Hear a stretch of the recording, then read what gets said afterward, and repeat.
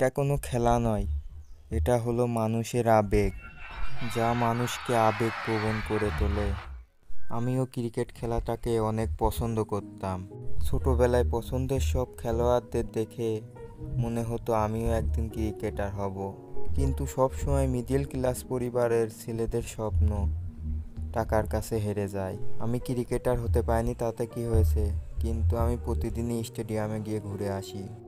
কারণ আমি স্টেডিয়ামে ক্লিনার হিসাবে কাজ করি। স্টেডিয়ামের ঘাস কাটা, স্টেডিয়াম পরিষ্কার করা, রেস্টরুম পরিষ্কার করা। আসল মজা তো তখন হতো যখন কোনো ম্যাচ খেলা হতো। স্টেডিয়ামে বসে খেলা দেখার মজাটাই ছিল অন্যরকম।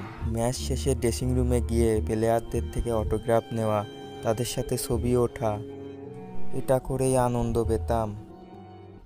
কিন্তু এইসব খুশিতে নজর লাগতে সময় লাগলো না, কারণ সারা দেশে করোনার উপদ্রব বেড়ে গেল এবং লকডাউন হয়ে গেল।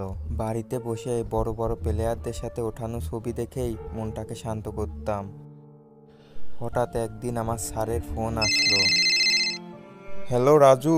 হ্যাঁ স্যার। তুমি সামনের সপ্তাহ থেকে স্টেডিয়াম আসা শুরু করে দাও। কিন্তু লকডাউনে আমাদের স্টেডিয়ামকে সরকার কোভিড সেন্টার বানাতে চেয়েছে, যার জন্য পরিষ্কার পরিচ্ছন্ন করার প্রয়োজন আছে, তাই পরিষ্কার রাখতে হবে। ওকে স্যার, চলে আসবো। ও, আমি তোমার মোবাইলে তোমার স্যালারি পাঠিয়ে দিয়েছি, তো স্টেডিয়ামে দেখা হচ্ছে। ওকে, বাই। এরপর স্যার ফোনটা কেটে দিল। কিন্তু আমি তো হ্যাঁ বলে দিলাম। কিন্তু করোনার উপদ্রব দেখে আমিও অনেক ভয় পাচ্ছিলাম। কিন্তু আমি যেহেতু বাড়িতে একাই থাকতাম, তাই আমার থেকে কারোর কোনো সমস্যা হওয়ার কথা ছিল না। তাই বড় একটা নিঃশ্বাস নিয়ে কাজে যাওয়ার জন্য প্রস্তুত হয়ে গেলাম। পরবর্তী সপ্তাহ থেকে আমি কাজে যাওয়ার জন্য প্রস্তুত হয়ে গেলাম। হাতে গ্লোভস, মুখে মাস্ক আর পকেটে স্যানিটাইজার নিয়ে বেরিয়ে পড়লাম। রাস্তা, অলিগলি সব শূন্য পড়েছিল, যেন সারা দেশ করোনার জন্য থমকে গেছে। আমি স্টেডিয়ামে পৌঁছে গেলাম। ওখানে যেতেই আমার তাপমাত্রা চেক করলো। আমার তাপমাত্রা নর্মালই ছিল, যার কারণে ভেতরে যেতে দিল আমাকে। ভেতরে যেতেই দেখলাম স্টেডিয়ামের মাঠে বেড বেছানো রয়েছে। ট্রিটমেন্ট করার জন্য সবকিছু স্টেডিয়ামে নিয়ে এসেছে। আরে রাজু, তুমি চলে এসেছো? হ্যাঁ স্যার। ঠিক আছে, তুমি জলদি রেডি হয়ে নাও আর ড্রেসিং রুমটা পরিষ্কার করো, ওখানে ডাক্তাররা বসবে। ঠিক আছে স্যার। আমি রেডি হয়ে গেলাম এবং পরিষ্কার করার জিনিসগুলো নিয়ে ড্রেসিং রুমের দিকে গেলাম।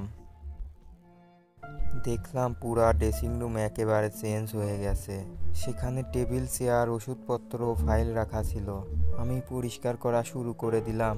সময়ের সাথে সাথে আমার কাজও শেষ হয়ে গেল আর আমার ছুটি হয়ে গেল আর আমি বাড়িতে চলে আসলাম। বাড়িতে এসে সর্বপ্রথম আমি গোসল করলাম, এরপর খেয়ে দিয়ে শুয়ে পড়লাম।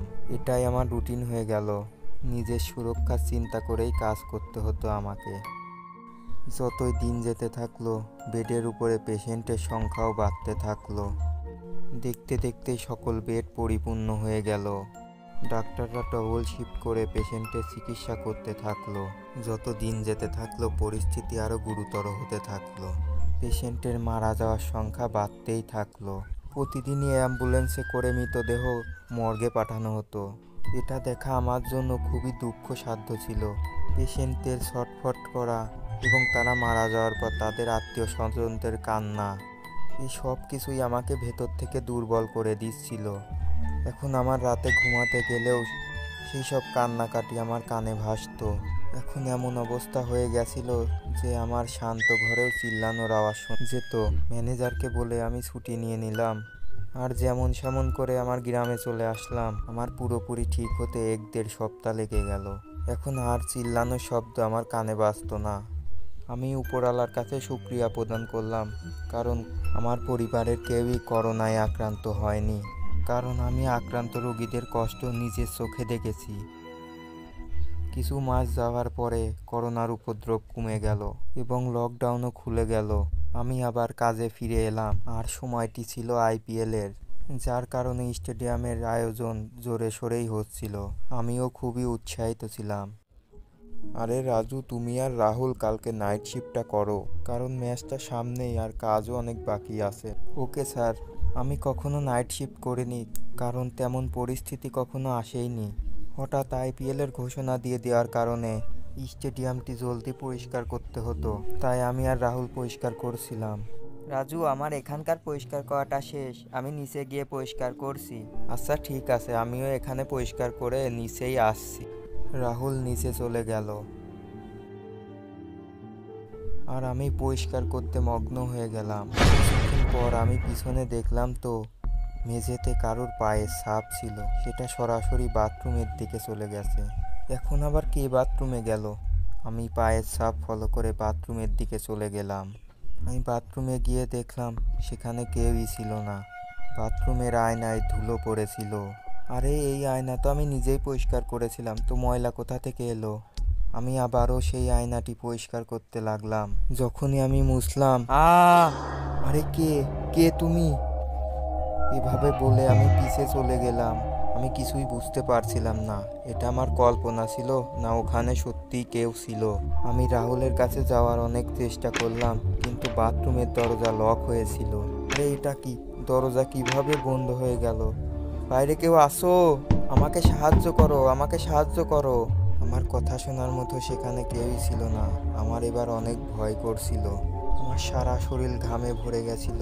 আর তখনই বাথরুমের কল চালু হয়ে গেল। তখনই আমি কারোর গোংড়ানোর শব্দ পেলাম। আমি আস্তে আস্তে সেদিকে যেতে থাকলাম। যেই না গিয়ে দেখলাম, ভয়ে আমার কলিজা কেঁপে উঠল। একটা ছায়া আমার দিকে এগিয়ে আসছিল। না! রাজু, রাজু, তুমি চিল্লাচ্ছ কেন? কি হয়েছে বলো আমায়। রাহুল, এখানে কোনো ভয়ঙ্কর ছায়া আছে, আমাকে বাঁচাও। এটা তুমি কি বলছো? একবার ঠিক করে দেখো, এখানে কেউ নেই। এরপর আমি আমার চারিদিকে দেখলাম, কিন্তু সেখানে কেউই ছিল না। রাহুল, আমি তোমার সাথেই থাকবো, তুমি আমাকে ছেড়ে কোথাও যেও না। আচ্ছা ঠিক আছে, চলো আমরা দুজন নিচে গিয়ে পরিষ্কার করি। আমরা দুজন নিচে গেলাম। কিছুক্ষণ আমরা দুজন পরিষ্কার করার পরে রাহুল আমাকে খাবার দিল। আমরা দুজন বসে খাবার খাচ্ছিলাম। আরে তুমি কে? আরে আরে আমি কে মানে? এটা তুমি কি বলছো? তুমি রাহুল নও, কারণ রাহুল তো বাঁ হাতি ছিল, ও বাঁ হাত দিয়ে খাবার খেত। তখনই আমার মাথায় রক্ত পড়তে থাকলো। আমি উপরের দিকে দেখলাম, উপরে রাহুলের লাশ ঝুলছিল।